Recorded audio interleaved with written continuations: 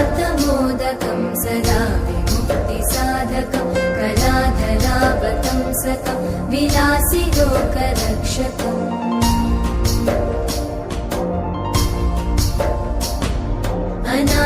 अनायकैकनायकं विनाशिते भदैत्यकं नताशुभाशुनाशकं नमामि तं विनायकम्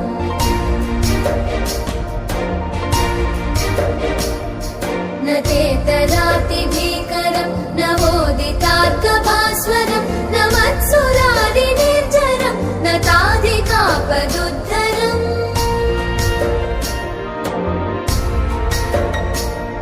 सुरेश्वरं निधीश्वरं गजेश्वरं गणेश्वरं महेश्वरं तमाश्रये परात्परं निरन्तरम्